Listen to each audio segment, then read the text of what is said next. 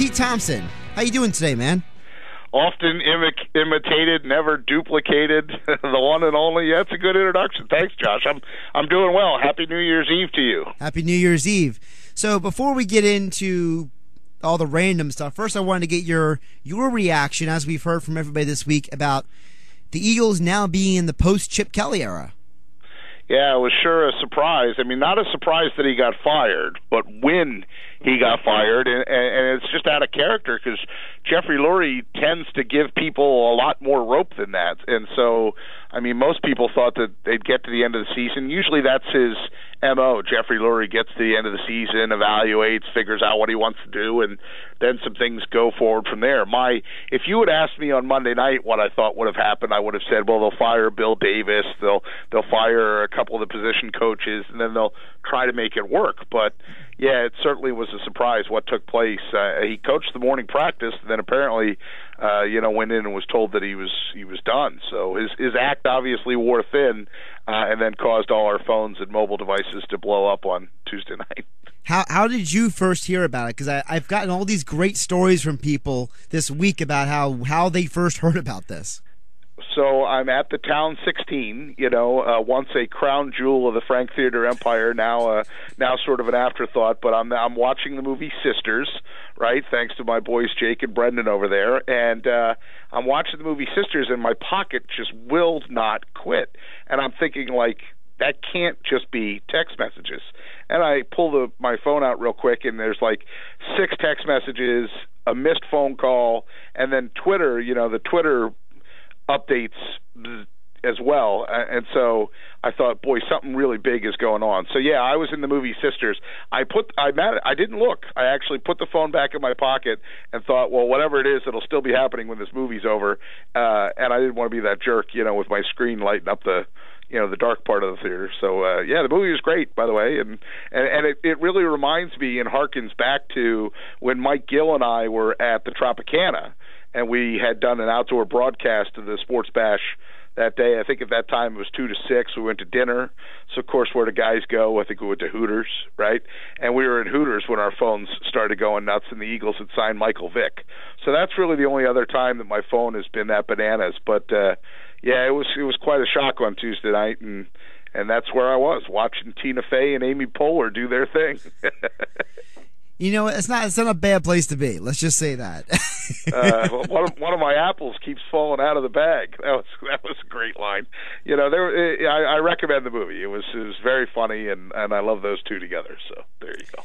P, I wanted to talk some Flyers with you because it seems like so much. We focus so much on football that we tend to forget there's Flyers hockey going on, and this is a team that's 15, 14, and 7 on the year. And it seems like to me, I don't know if you saw the reports yesterday, but all day every Flyers beat writer was reporting that Michael Neuwirth was going to start, and then the game starts 15 minutes later than expected, and suddenly it's Steve Mason in goal. Yeah, Noivy got sick, and literally got sick, a.k.a. ukulele time. So that's why he did not play. And I don't know if that's a touch of the flu or what happened, but that's why Mason started. Whether it was Neuwirth or Mason didn't matter. The difference in last night's game was the special teams and the penalty kill. Joe Pavelski just killed the Flyers last night. And there's a nice lead by my friend Sam Carchidi in the Inquirer today. He says, there's something about the San Jose Sharks that turned the Flyers into bait. Well, you could have used that line as chum as well. I mean, either way, they just can't seem to win against the Sharks, and it's a shame. 15 years have gone by. They have one win in 19 times against the Sharks. Even Shane Gostisbehere got a penalty last night. He didn't like it, but he got one. He didn't like it, but he got it. I wanted to ask you, it was interesting, last night was the first game you saw Mark Streit out there, and it seemed like he just seemed like he was kind of cold. Do you think maybe the Flyers should have let him? I mean, I don't know if it would have been possible, but maybe get a game or two in, maybe in the AHL before he came up. It might have to do with waivers and whether they can send him down. I think he counts against their cap. Okay. I know they did give him a little bit of extra time anyway. He was going to come, when his deadline was up, they actually extended that by a little bit of a week, and then ultimately they had to release Sam Gagner was the move that they made. I thought they also could have been Scott Lawton would have been a guy that they could have moved out. But I think they are, the fact that it was Sam Gagner, not Scott Lawton, shows us that they are committed to some of the youth, and they are trying to get a little younger and faster. Faster is a key word. When people were asking me what was wrong with the Flyers in the beginning of the season, I said they're old and slow, period. I mean, and they can't put the puck in the net. Well, now they're a little younger, slightly faster, but they're still having some trouble putting the puck in the net. They led last night. I mean, Sean Couturier with the breakaway goal had put them ahead 2-1, and that line, ever since they moved Jake Voracek to the left wing, that line's been pretty hot. But it just was unfortunate that they weren't able to close it out last night because it's been so long since they've been beaten, or so long since they've beaten San Jose. Pete, it's interesting. If it wasn't for the Sixers winning 2 games recently and the Eagles winning another game, at this point the Flyers would actually have more wins than every Philadelphia team combined since September 1st. It's been a pretty rough second half of the year for Philadelphia sports. Yeah, there was that graphic not too long ago when the Eagles were in, I think right after the Eagles had lost to Detroit around Thanksgiving, there was some graphic that, remember the Flyers were in danger of going 0 for November. The Sixers were going to be 0 for, was it 0 for November? Yeah, 0 for November. 0 for November, yeah. Right, all those teams, and the team that had the highest winning percentage at that point from September till then was the Phillies, right. And you wouldn't think of the Phillies as being a successful franchise. It is a tough time to be a Philadelphia sports fan, that's for sure. It's why I was so excited about, and not just because they're my alma mater, but it's why I was excited about Temple football. It's why I'll pay attention to Penn State football, and Austin Johnson, the local kid. There are other stories out there, but yeah, I'd sure like our core 4. People sometimes will ask me, well, who do you follow or who do you root for? And it's Phillies, Eagles, Flyers, Sixers. I mean, bam, right down the line, all 4 of them. I don't have any wiggle room. Those are my franchises. That's who I grew up with, and that's who I'll support. Pete, who would you like to see become the next Eagles head coach? Realistically, I don't mean right. pipe dream like Sean Payton kind of thing. Right. Sean Payton, the pipe dream about Sean Payton, his brother works for a furniture mart or something, or a furniture mattress supply store down in Lower Cape May. Right. His brother's local, and he's local. But that is a little bit of a pipe dream. You're assuming a lot of facts that really aren't into evidence, as the lawyers like to say. I think Sean McDermott would do okay. I think that even though he didn't do okay in his first go-round, I think that obviously what he's doing in Carolina is pretty successful, and I think that sometimes it takes a little while till I would like to see them with a defensive-minded coach. I think that that's the one thing that they went for the gimmick, right? They went for the up-tempo, high-paced, nobody could stop this offense guy. Well, let's go back to the roots, which is a defensive guy. I know the name of the game in the NFL is passing and offense, but boy, our defense was atrocious this year, and some of that up, I think they could have a chance. Talk with Pete Thompson here on the Sports Bash on 97.3 ESPN. Pete, flip it over to high school sports. The ruling by the NJSIAA was overturned. The NJSIAA was going to stick the non-publics in their own football leagues, and the state said, no, we don't like that idea. How about you guys do some more investigating on this? I wanted to get your reaction to that. Well, I'm not surprised. I'm not surprised the way that the member schools voted, and I'm not surprised at the way that it got overturned. I knew that was probably going to go into lawsuits and things like that. It to me is a situation where it depends on who you talk to, right? If you talk to somebody from Holy Spirit or St. Joe, they're going to have an entirely different opinion than somebody from Mainland or Oakcrest or one of the public schools. So, I think that we're not done with it yet. I think that the fact that the ruling did get overturned shows us that at least the West Jersey Football League next year, the Cape Atlantic League is finished. That's over. So, but the member vote, if you look back on that football vote, let's just go football, not wrestling. But if you look at the football vote alone, 215 to 128 that they wanted to separate shows that schools are concerned about the North Jersey powerhouse and how do you fix it. I don't think that proposal was the way to fix it, but it's obviously something that's going to be talked about for a long time. Pete, this is something that I've talked to a lot of guys off the air about, and I've never really mentioned this on the air except when I broadcasted games, but I always wondered about the fact of the groupings for the playoffs. Obviously, they don't want schools that have you don't want a Group 4 school playing a Group 1 school in the playoffs. It's just unfair. But how much of the assumption that the enrollment size determines how talented a team is maybe becoming old-fashioned?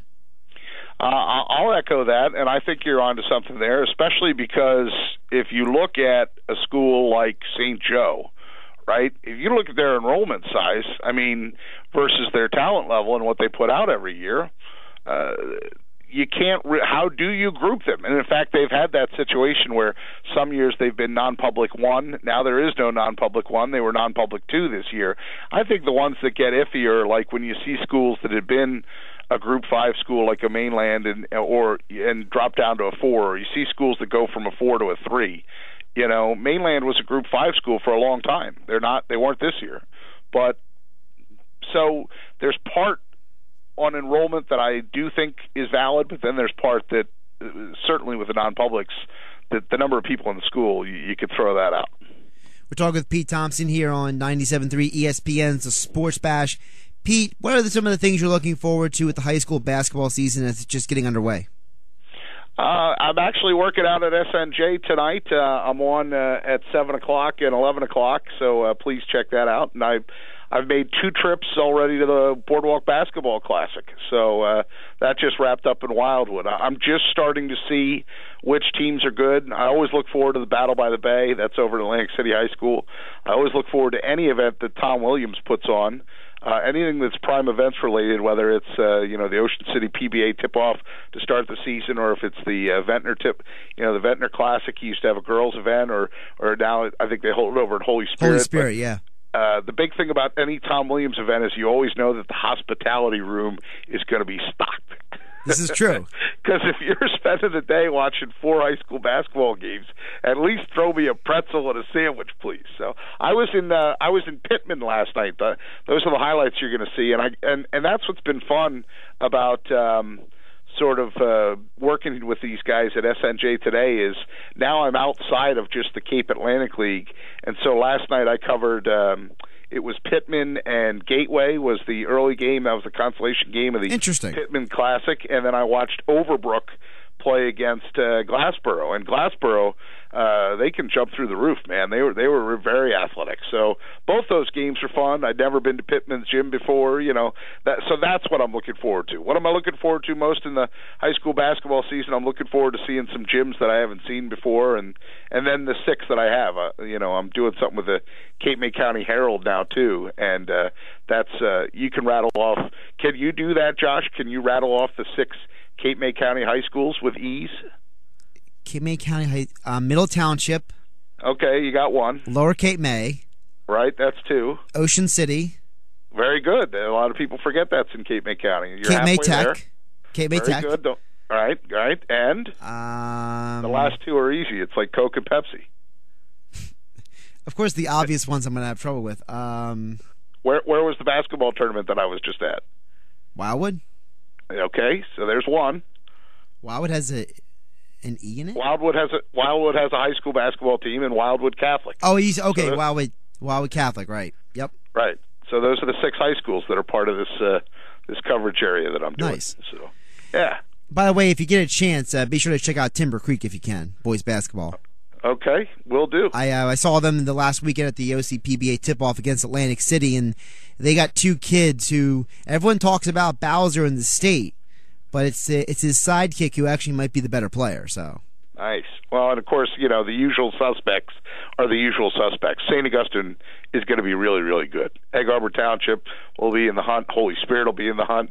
John Bruno and his Ocean City boys usually throw up a good game or 2. Kenny Johnson, thank goodness, got to return at Pleasantville. There was some question if he was going to be gone. I also, there's a camaraderie in seeing the coaches.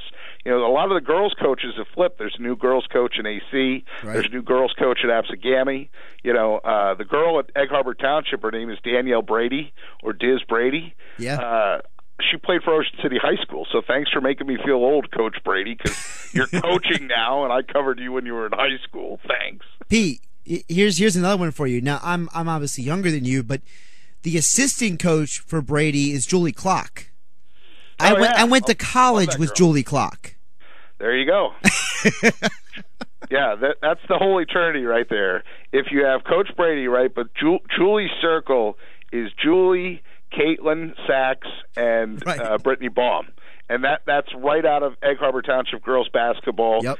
circa 2006. Pete, before I let you go, what does Pete Thompson do for New Year's usually? You know, it's funny.